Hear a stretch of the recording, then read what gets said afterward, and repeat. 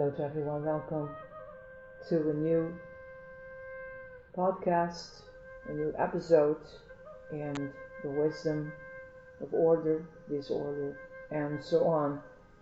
Today I'm going to talk about the great chain of being. We will see if we can do it in one episode, or otherwise I will inform you in this episode if it will be part 2. Francis called all creatures, no matter how small, by the name of brother and sister, because he knew they had the same source as himself. And that is being said by the saint Bonaventure. I would like to reclaim an ancient, evolving, and very Franciscan metaphor to rightly name the nature of the universe. God and the self and the direct of future thinking, the image of the great chain of being. Through this image, scholastic theologians try to communicate a linked and coherent world. The essential and unbreakable links in the chain include the divine creator, the angelic heaven, the human, the animal, the world of plants and vegetation, and planet Earth itself with its minerals and waters. In themselves and in that union together, they proclaim the glory of God. Psalm 104.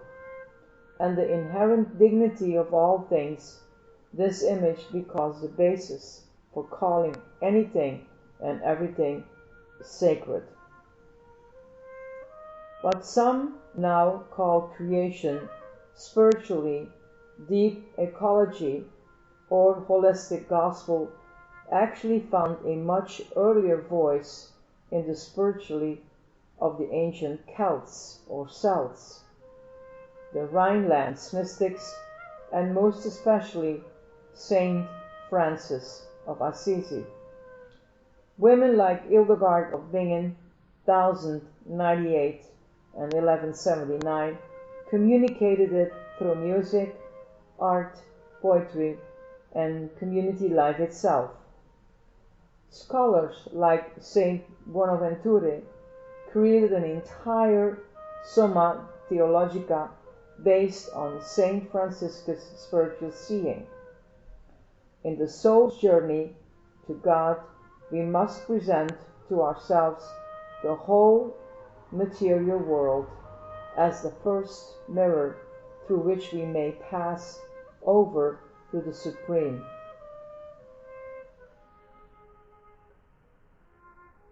The Dominican Meister Eckhart, 1260–1327, said the same: if humankind could have known God without the world, God would never have created the world. The Catholic synthesis of the early Middle Age was exactly that, a synthesis that held together for us one coherent world, a positive intellectual vision, not defined by being against another or having enemies, but by the clarity of beauty of form.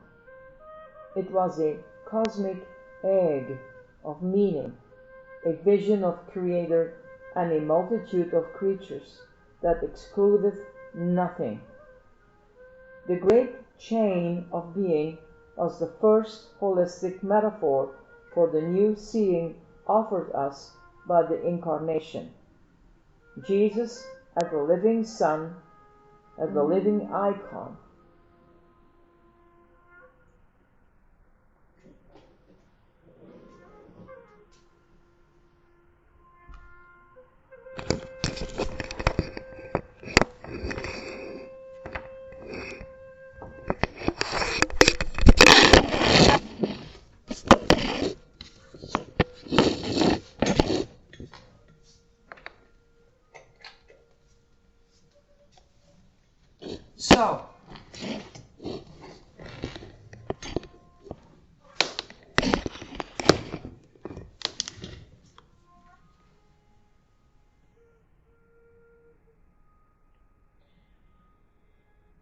Jesus,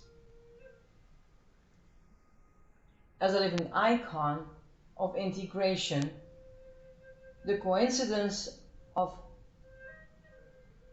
opposites, who holds all things in unity within himself. Colossians 1:15-20. God is one. I am whole, and so is everything else.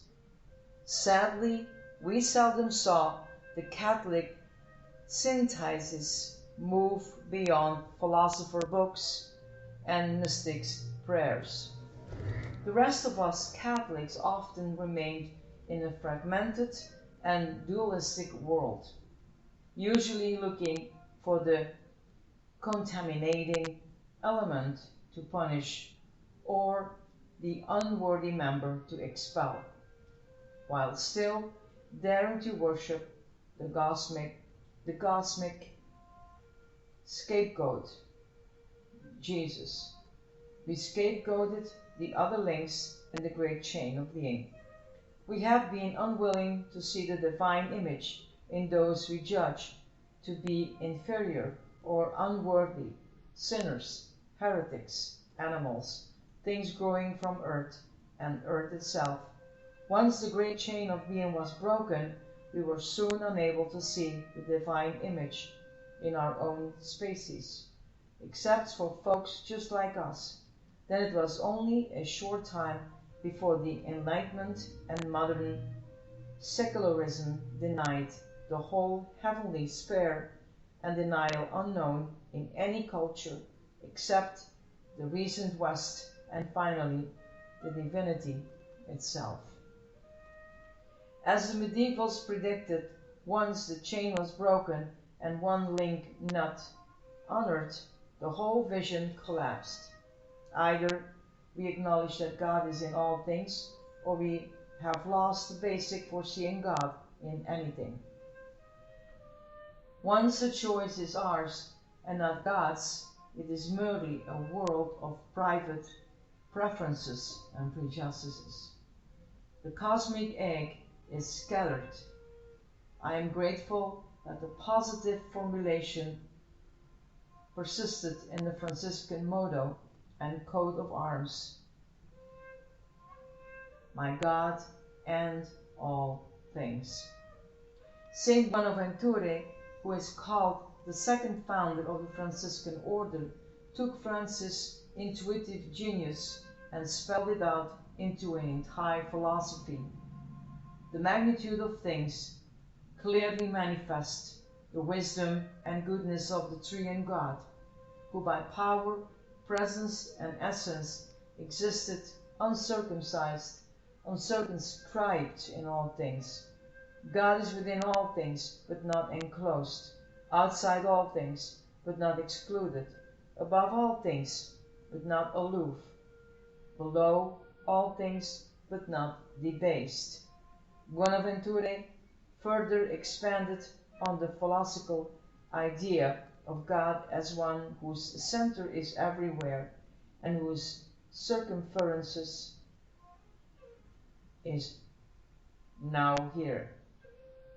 And therefore the origin, magnitude, multitude, beauty, fullness, activity, and order of all created things are the very footprints and fingerprints of God. That is quite a lovely and very safe universe in which to live. Welcome home. Whoever therefore is not enlightened by such splendor of created things is blind. Whoever is not awakened by such outcries is deaf. Whoever does not praise God because of all these effects is dumb. Whoever does not discover the first principle from such clear signs is a fool. Therefore, open your eyes, alert the ears of your spirit, open your lips, and apply your heart so that in all creatures you may see, hear, praise, love, and worship. Glorify and honor your God, lest the whole world rise against you. It is hard to imagine how different the last 700 years might have been if this truly Catholic vision, and Catholic, I'll just clear it out, is universal. I'm not talking about the Roman Catholic. It's Catholic means universal. The vision had formed more Christians. Instead, as Bonaventure feared, the whole world has now risen in judgment against us. Or seeing has been very partial, usually prejudicial.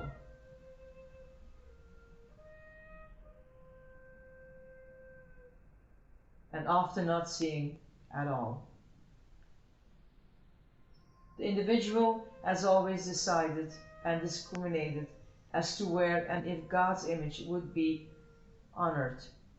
Sinners, heretics, witches, Muslims, Jews, Indians, native spiritualities, buffalo and elephants, land and water were the losers.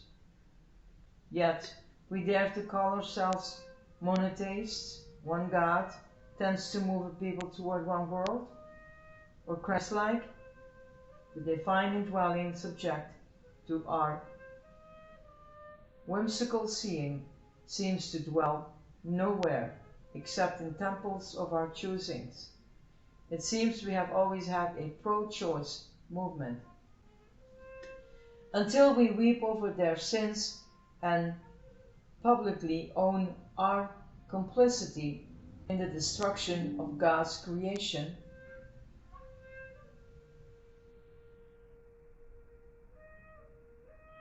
we are surely doomed to remain blind.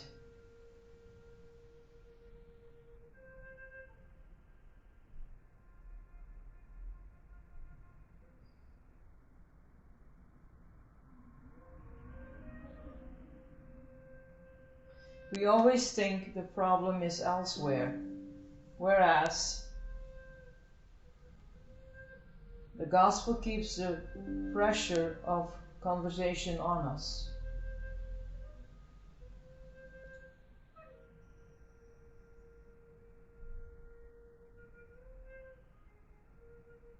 As far as the soul is concerned, no one else is our problem. We are our problem. You be converted and live, says the biblical tradition. See Deuteronomy 30:15-20 and Mark 1:15. Jesus tried desperately to keep us within and connected to the great chain of being by taking away from us the power to scapegoat and project onto enemies and outsiders. We were to keep the chain unbroken by not hating, eliminating, or expelling the other. He commanded us to love the enemy and gave us himself as cosmic victim so we would get the point and stop creating victims, but we are transformed into Christ very slowly. Our inclination to break the chain, to decide who is good and who is bad, seems to be a basic control mechanism in all of us. We actually are a bit worried about the God in whom Jesus believes, who causes the sun to rise on the bad as well as the good, who sends down rain to fall on the upright and the wicked alike. Matthew 5:45. If we dishonor the so-called inferior or unworthy members of creation, we finally destroy ourselves too. Once we stop seeing, we stop seeing. Like nothing else, spiritual transformation is an all or nothing proposition.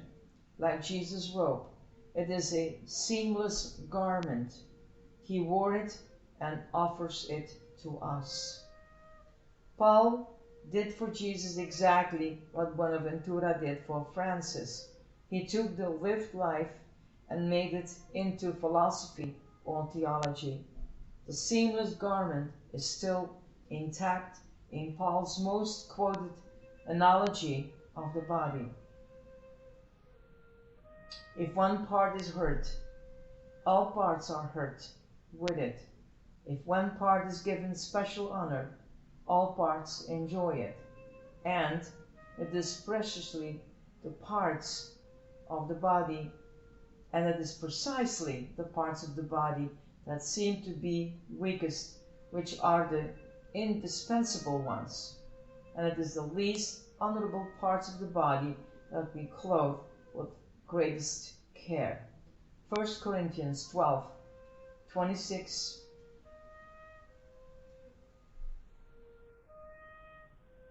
and so on.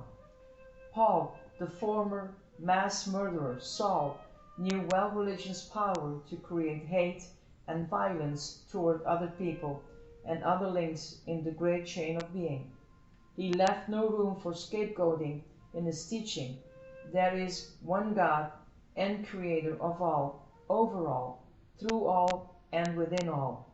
Ephesians 4, verse 6.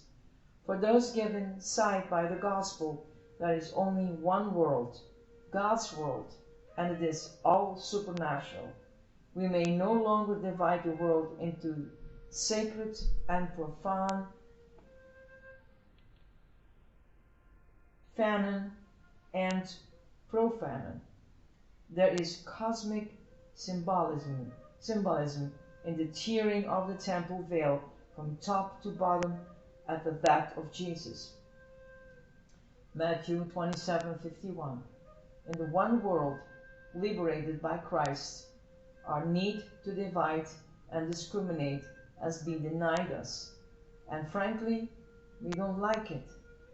For some reason, we want to retain the right to decide where God is, whom we must honor, and whom we may hate. It's a rather clever guise, for we can remain autonomous and violent while thinking of ourselves as holy. But as Jesus reminds us, any branch cut off from the vine is useless. John 15:5 and to 6. We either go to God linked, or it seems we don't go at all. How easy it is to avoid the sacramental mystery. Listen, Israel, the Lord your God is one. Deuteronomy 6, verse 4.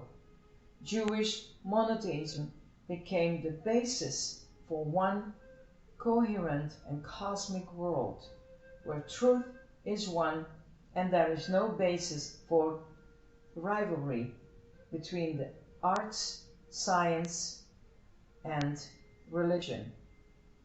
If it is true, it is true regardless of its source. It is such truth that will set us free. John 8:32.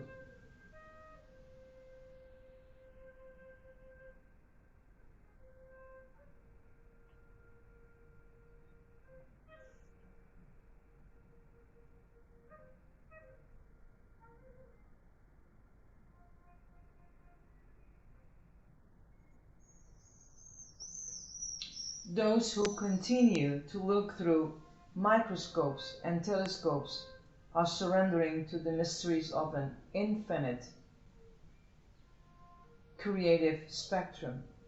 The chain of being is even longer and bigger than we church folks imagined, and we had best come to the telescope and microscope with our shoes off, ready to lift the emptiness of not knowing. Maybe we are just beginning to see how broad the communion of saints might be, and whether we really want to believe in it. So, what kind of an episode My gosh.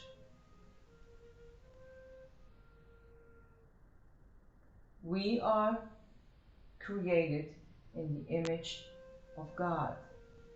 Everything is in the image created of God. There is no separation. And through humanity, we lost the core of this understanding. There is so much damaged that we lost the unity. And as I end it here, maybe we are just beginning to see how broad the communion of saints might be, and whether we really want to believe in it. Study this and pray with it.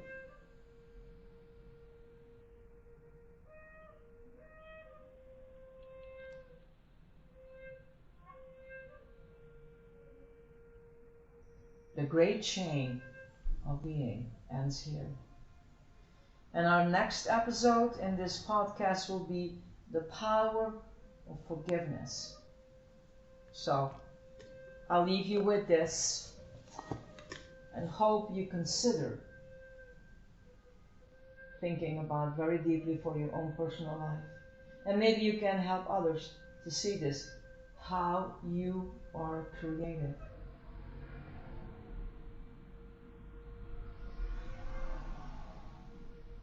This is your Pastor Jenny. Bye-bye.